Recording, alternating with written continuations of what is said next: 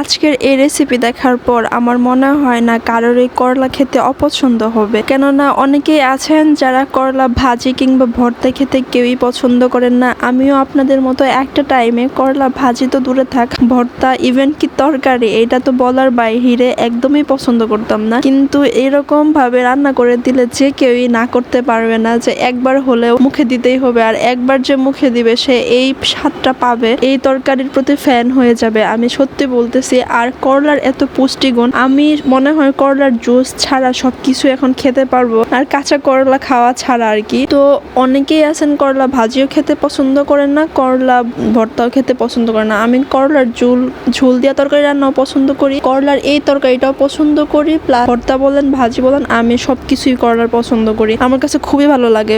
আমি যদি টক ঝাল মিষ্টি ওইগুলা সবগুলা খাইতে পারি, তাহলে এই তিতাটা খাইলে আর কি এমন অসুবিধা। আর আমার কাছে করলা এত আহামরি তিতা লাগেও না, আমার কাছে খাইতে খুবই ভালো লাগে। তো আমি প্রথমে 4-5টা করলা নিয়ে নিছি, আমরা মানুষ অল্প তার জন্য আমি অল্প পরিমাণে নিছি। আর 4-5টা আলু নিয়ে নিছি। যেরকম ভাবে করলা ভাজি করেন আপনারা, সেরকম ভাবেই আপনারা এরকম কেটে নেবেন। শুধু মাঝখানে টুকরা করা যাবে না, কারণ মাঝখানে ভাগ করতে গেলে দেখা যাবে যে এটা ফেটে যাওয়ার সম্ভাবনা, মানে বিচিগুলো আলাদা হয়ে যাওয়ার সম্ভাবনা আছে। আজকে কার্ফু মাছের মাথা দিয়ে করলার তরকারিটা রান্না করা হবে। তো মাছের মাথাগুলো তো আর তরকারিতে দিয়ে ভাঙার মতো কোনো ওয়ে নাই, যেহেতু এটা মাখিয়ে রান্না করা হবে, হাতে মাখিয়ে। তো এর জন্য আমি করলার মাথাগুলো আগে পিস পিস করে নিতেছি। যদি আপনারা বাগার দিয়ে ওরকম ভাবে রান্না করেন, তাহলে মাথাটা আগে দিয়ে নেবেন, মশলা কষানোর সময় দিয়ে ভালো করে ভেঙে তারপরে করলাগুলো দিবেন। আমি সব সময় বাসায় দেখি এভাবে মাখিয়ে রান্না করে। তার জন্য আজকের এই রেসিপিটাই আপনাদের সাথে তুলে ধরলাম। অবশ্যই জানাবেন এটা কেমন হয়েছে খেতে। আর যারা করলা লাভার আছেন তাদের কাছে তো আশা করতেছি এটা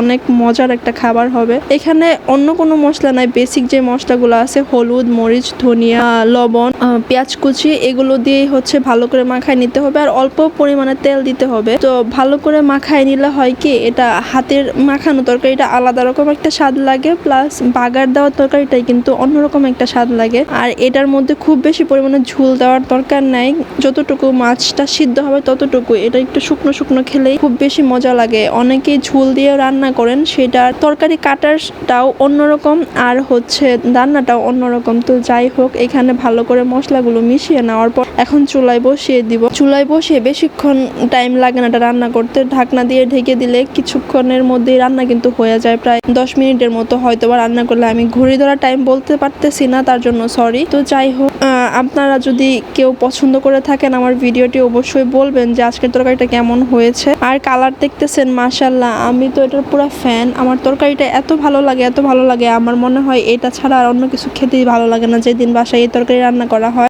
ভালো করে সিদ্ধ হওয়ার পর কিন্তু এটা বোঝাই যাবে, একদম পানিটা একদম শুকনো শুকনো হয়ে যাবে, তখনই নামানো যাবে।